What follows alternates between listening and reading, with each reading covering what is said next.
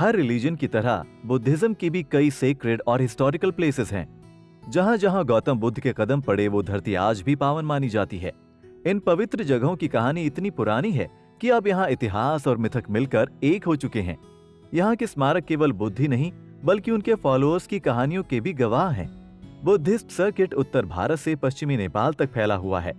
आज भी बुद्धिस्ट मीलों की दूरी तय करके अलग अलग देशों से भारत में बुद्ध के जीवन से जुड़ी हुई इन हिस्टोरिकल प्लेसेस को देखने आते हैं। दुनिया के 500 मिलियन बुद्धिस्ट के लिए ये यात्रा बहुत स्पिरिचुअल होती है। बुद्ध ने अपने जीवित रहते ही बुद्धिस्ट को इन सारे रिलीजियस स्पॉट्स के दर्शन करने को कहा था। इस बुद्धिस्ट सर्किट पर केवल बुद्धिस्ट ही नहीं बल्कि सभी धर्मों के लोग आते हैं। Due to its universal appeal, यहाँ मौजूद इमारतें केवल बुद्धिस्ट की नहीं बल्कि पूरी दुनिया की विरासत हैं। बुद्धिस्ट सर्किट में बुद्ध के जीवन काल में अहम रही जगहों को देखा जाता है। इसमें 4 पवित्र स्थान हैं: बोधगया, सारनाथ, कुशीनगर और लुम्बिनी। बुद्ध से जुड़ी हुई इन सारी जगहों का महत्व अशोक द ग्रेट ने बढ़ाया। उन्होंने पहले खुद इन सारी जगहों के दर्शन किए और फिर यहाँ मंदिर और स्तूप बनवाए। इस तरह इन जगहों का दर्शन करने की प्रथा की शुरुआत हुई। वाराणसी से 10 किलोमीटर दूर सारनाथ बुद्धिज्म का जन्म स्थान है। कहते हैं बुद्ध ने इस स्थान को यहाँ की शांति और हरियाली को देखकर चुना था। उस समय इस जगह को ऋषिपत्तन या मृगादया कहा जाता था।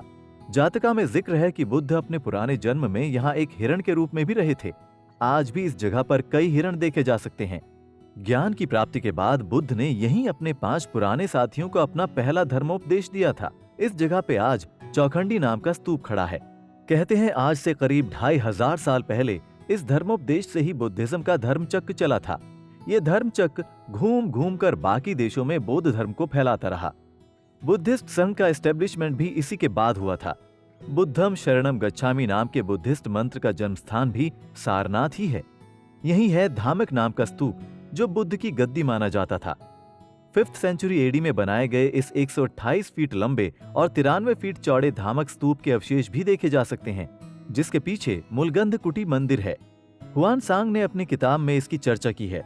कहते हैं इस मंदिर में बुद्ध आराम और ध्यान किया करते थे।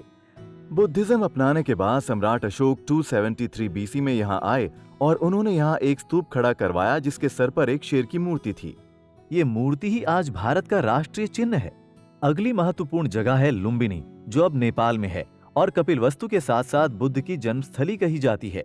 कई सालों तक दुनिया भर के बुद्धिस्ट्स ये तो जानते थे कि बुद्ध का जन्म लुम्बिनी में हुआ था, मगर लुम्बिनी कहाँ है ये नहीं जानते थे। इस जगह की खोज 1886 में एक ब्रिटिश आर्कियोलॉजिस्ट ने की। यहाँ आज भी बुद्ध का जन्म जिस बाग में हुआ था वो देखा जा सकता है। केंजो टैंग नाम के जापानी वास्तुकार ने इस बाग को सजाया है और ये आज एक वर्ल्ड हेरिटेज साइट है। यहीं पास में बुद्ध की मां रानी माया का मंदिर है और पुष्करणी नाम का एक पुराना तालाब भी है। माना जाता है बुद्ध को जन्म देने से पहले रानी माया ने इसमें स्नान किया था और बुद्ध को उनका पहला स्नान इसी तालाब में कराया गया था।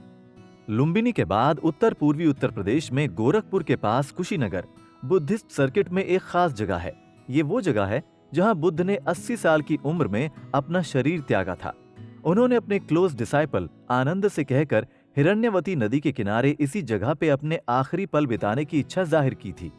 यहाँ बने महापरिनिर्वाण मंदिर में बुद्ध की एक 6 मीटर बड़ी मूर्ति है जिसमें वो परिनिर्वाण आसन में दिखाई देते हैं। काले पत्थर से बनी ये मूर्ति सोने से बनी लगती है क्योंकि तीर्थयात्री इस पे सोना चढ़ाते हैं। ये मूर्ति हरिबाला नाम के एक भिक्षु ने राजा कुमार गुप्त के राज में मथुरा से 5th सेंचुरी एडी में यहाँ भिजवाई थी।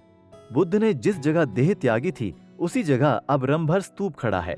कुशीनगर में कई स्तूप हैं जिसमें मुकुट बंधाना, चैत्य और विहार गुप्त राजाओं द्वारा बनाए गए थे। कुशीनगर को भी 1880 में एक ब्रिटिश आर्कियोलॉजिस्ट द्वारा ढूंढा गया था। आज कुशीनगर में कई बुद्धिस्ट देशों के मंदिर देखे जा सकते हैं। कपिलवस्तु वो जगह है जहां गौतम बुद्ध बड़े हुए थे। पुराने समय में कपिलवस्तु नाम से जाने जाने वाली जगह, जिसका आज का नाम पिपरवा है, पूर्वी उत्तर प्रदेश के सिद्धार्थ नगर नाम के शहर से 20 किलोमीटर की दूरी पर थी। इसी जगह पर गौतम बुद्ध के पिता राजा शुद्धोधन का राजमहल था।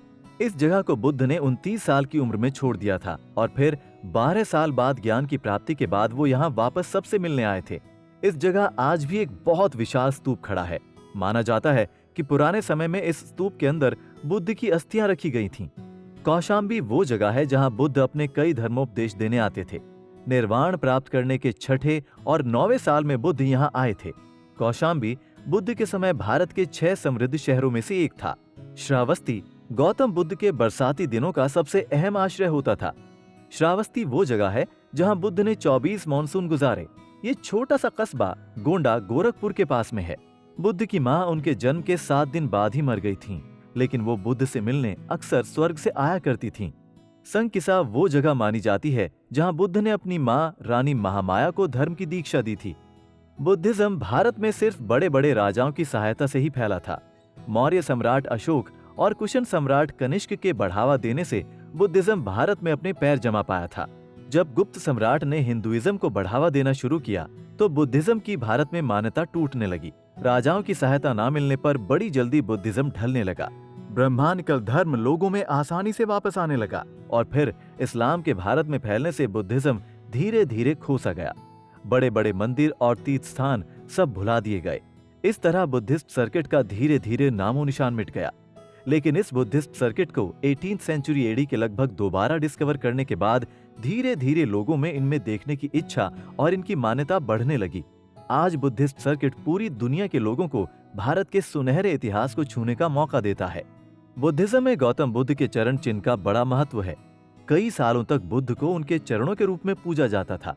इन चरणों का एक और डीप स्पिरिचुअल मकसद है जो बुद्धिस्ट सर्किट पे चलने वाले लोग समझ सकते हैं। कई जगह हम इन चरणों को देख सकते हैं। जहां जहां ये चरण गए वहां जा सकते हैं और जो बुद्ध ने किया वो हम सभी कर सकते हैं। हम बुद्ध की जीवन यात्रा को महसूस कर सकते हैं।